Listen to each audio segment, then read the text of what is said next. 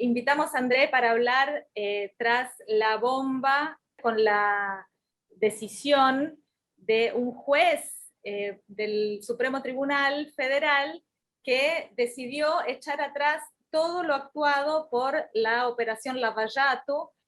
Contanos un poco qué hay por detrás de esta decisión del juez Faquín de dar vuelta todo esto lo actuado por la operación Lava-Jato y abrir la posibilidad a que Lula sea candidato presidencial en 2022.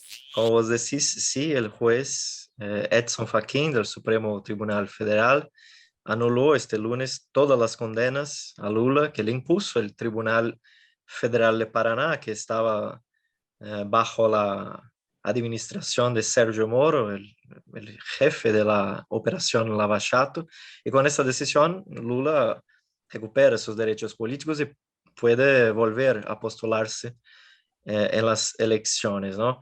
La cuestión ahí es una maniobra también por parte del Supremo Tribunal Federal, en este caso por parte de este ministro, Edson Fachin, de separar un poco las cosas, de restituir los derechos políticos de Lula, algo que ya estaba inscrito en la situación política de Brasil hace algún tiempo, pero preservando la cara política de Lava Jato, ¿no? Intentando preservar Sergio Moro. Esta fue la maniobra. Por la cuestión que planteas de por qué esto pasa ahora, yo creo que hay tres elementos más importantes para pensar a Brasil ahora, ¿no? En primer lugar, la cuestión de la pandemia. En Brasil la pandemia alcanzó una marca tremenda, ¿no? Brasil es el país del mundo con más muertos por millón de habitantes. Ultrapasó incluso Estados Unidos ahí. Hoy hubo un récord de muertos en este día, casi 2.300 personas. Entonces, es una crisis sanitaria enorme, no hay vacinas, no hay camas de unidades de tratamiento intensivo. Acá en Brasil, casi todos los hospitales públicos y privados están lotados, no hay más capacidad para contener tamaña crisis. Esto golpea mucho la vida cotidiana de las personas, ¿no? Es un sufrimiento muy grande y esto acaba refletiendo un poco en la baja popularidad de Bolsonaro ahora en Brasil. La segunda cuestión muy importante es la economía. La economía brasileña también tuvo una caída muy importante en 2020, más de 4% del PIB, una caída de su economía. También por la primera vez más de la mitad de la población económicamente activa en Brasil está desocupada. La renta per cápita de los brasileños decrecido 5,5%. Es algo tan malo como en los 80, que eran conocidos como la década perdida. Y en medio a estos dos factores, lo tercero factor muy importante es la lucha de clases, ¿no? Justo este es el problema sanitario de un lado, el problema económico del otro, fueron los factores que hicieron estallar protestas de masas en Paraguay contra el presidente derechista Mario Abdo Benítez, que es aliado de Bolsonaro acá en Brasil. Entonces, Bolsonaro y el régimen golpista más de conjunto no quieren para nada que la lucha de clases contamine la situación brasileña en este caos de la situación y, quer se quiera, quer no, el principal factor de contención de la lucha de clases en Brasil es Lula, ¿no? Lula es un factor de contención de la lucha de clases muy importante en Brasil, naturalmente lo fue en sus años de gobierno y ahora también hace algún tiempo la burguesía brasileña, los distintos sectores barajaban esta salida, ¿no? De poner los derechos políticos de Lula nuevamente,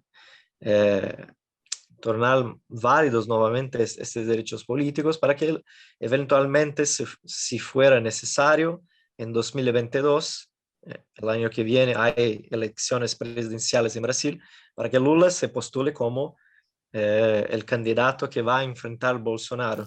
La burguesía está usando un poco esta carta de Lula para que pueda eventualmente contener esta tensión de la lucha de clases que puede haber para dirigir todo eso a las elecciones, ¿no? Claro, pero están lejos las elecciones todavía. ¿Qué rol juega, digamos, esta carta? De hecho, todavía un sector de la burguesía sigue apoyando a Bolsonaro, o sea, están utilizándolo a Lula, pero más allá de las elecciones, ¿cómo puede eso ayudarlo en lo inmediato, digamos? Sí, en el inmediato Lula tiene la importancia de ser un contendente político muy fuerte de Bolsonaro y un factor también de disciplinamiento de Bolsonaro. Bolsonaro tuvo que se reunir de emergencia con sus funcionarios de gobierno y rápidamente se trató de reubicar, ¿no? Hizo un pronunciamiento público usando barbichos como nunca utilizaba, hablando de la importancia de las vacinas, cosa que nunca hablaba porque el tipo solo habla de la cloroquina, de otros, de otro tipo de medicamento que él utilizó y hizo propaganda para acobertar, para encubrir su total incapacidad para tratar los temas de la pandemia, para garantizar las vacinas. Claro que la burguesía brasileña no quiere ahora hacer parecer que está apoyando Lula y algo de tipo, no. Utiliza Lula como una figura de presión, de disciplinamiento para que Bolsonaro trate de minimizar un poco sus políticas más negacionistas y todo eso. Esto particularmente en el inmediato, ¿no? Claro. Y bueno, de hecho hay divisiones también dentro del Supremo Tribunal en cómo tratar, ¿no?, la cuestión de la operación Lavallato. De hecho, la votación está empatada, 2 votaron a favor, 2 votaron en contra, y 2 no se sabe, y tampoco se sabe cuándo se va a desempatar, ¿no es cierto?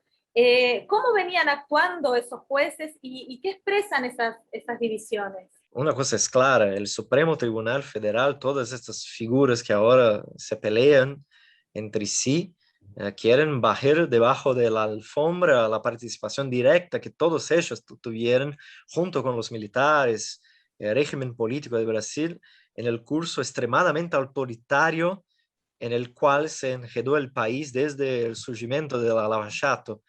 Especialmente la extrema derecha en Brasil aprovechó todo el trabajo de la Lava Jato, incluso del aparato judicial como el Supremo Tribunal, el Tribunal Electoral, todos ellos que hicieron maniobras que son tipos de autoritarismo desconocidos en la política occidental, todo para retirar la candidatura de Lula, que en aquel momento era muy fuerte, podría vencer Bolsonaro para retirarlo, Bolsonaro no tener prácticamente ningún desafío. Todos ellos son parte primordial del régimen del golpe institucional de Brasil. Eso es muy importante para no separar el gobierno de extrema derecha de Bolsonaro del conjunto, ¿no?, del régimen que actuaron en esta época, todos ellos en común, para atacar los derechos democráticos, los derechos económicos más elementales.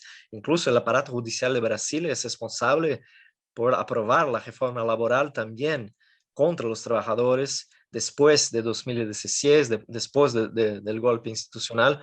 Lula hizo una proclamación muy larga, pero todo que el tipo sabe ser muy emotivo, sabe lidiar con las sensaciones de su público. Hizo cuestión de hacer esta proclamación en el mismo lugar en que en 2018 fue preso, ¿no?, por la Policía Federal, que es el Sindicato de los Metalúrgicos del San Bernardo do Campo, que es un bastión tradicional de la clase obrera brasileña. Es el lugar principal que Lula se proyectó, ¿no?, como un gran sindicalista en la década de 70, en la cual dirigió muchas huelgas obreras contra la dictadura.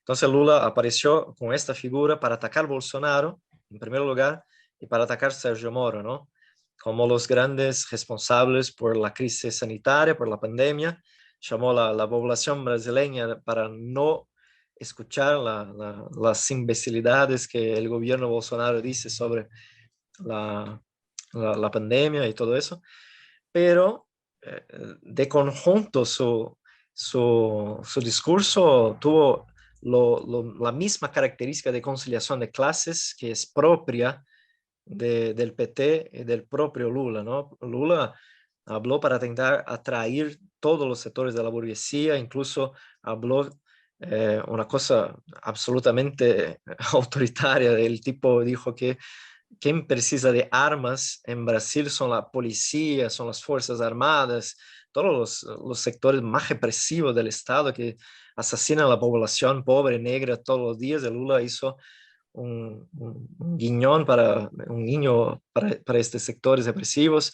También habló de las cámaras comerciales, habló de su proximidad con el capital financiero, que nunca ha lucrado tanto como en su gobierno.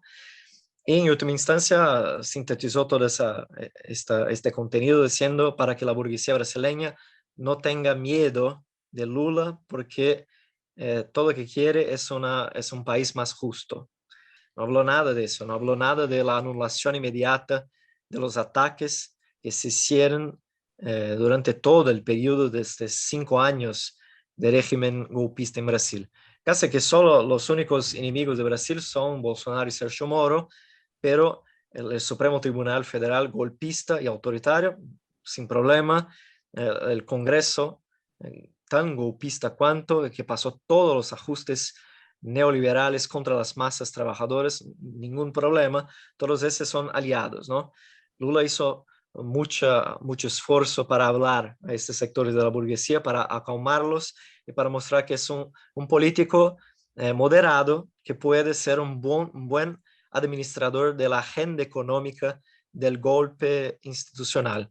Incluso Lula dijo que la Lava Jato ha desaparecido de su vida, pero las consecuencias económicas de la Lava Jato están presentes en la vida de millones de personas en Brasil, que padecen todos los días por la reforma laboral, la reforma jubilatoria y todo eso. Hay que poner abajo todas las reformas laborales, jubilatorias, las privatizaciones, todo eso que Lula no habló, hay que poner abajo ahora y cuestionar todo el régimen del golpe. Nosotros planteamos acá, por el Movimiento Revolucionario de Trabajadores, una asamblea constituyente libre y soberana que justamente no cambie solo las personas, pero también todas las reglas del juego, ¿no? Para atacar de conjunto este régimen, para poner a las masas en acción que mediante su lucha impongan una nueva constituyente libre y soberana para atacar los intereses de los capitalistas, para colocar toda la economía a servicio de los intereses de la población trabajadora, ¿no? Y nosotros queremos que ahora no hay que pensar para nada en las elecciones de 2022, hay que combater ahora este régimen golpista, los ataques económicos de Bolsonaro, y no solo los ataques económicos, como la anulación de las reformas laborales, la reforma jubilatoria, pero también atacar el problema de la pandemia, ¿no? Atacar a los capitalistas para que haya condiciones sanitarias para la población, como un programa obrero de vacinas inmediatas para toda la población, un auxilio emergencial en el valor del salario mínimo, el sueldo mínimo de Brasil, la paralización de todos los sectores y actividades no esenciales, incluso las escuelas, con liberación remunerada de todos los trabajadores por los grandes empresarios, ¿no? La liberación remunerada de todos los trabajadores en el grupo de risco, la reconversión de la producción de todas las industrias no esenciales necesarias para garantizar la producción de los medicamentos, de todo el aparato médico hospitalar necesario para la salud de las personas, ¿no? Y todo eso haciendo con que los capitalistas paguen por la crisis, porque si depender de Lula, del PT y de la burocracia sindical, serán más 2 años de ataques y sufrimiento para las masas mientras hacen la campaña electoral, ¿no? Hay que golpear ahora por medio de la lucha de clases. Esta salida de lucha de clases es la que Lula no quiere saber. Lula colabora con la burguesía y el régimen golpista para que lo que pasa en Paraguay no se transmita a Brasil. Nosotros queremos que sí, la lucha de clases es la única salida para combatir y derrotar los golpistas, la extrema derecha, y dar una salida contra estos capitalistas que ahora están planificando cómo resolver un poco sus contradicciones, pero manteniendo todo el legado económico del golpe, ¿no?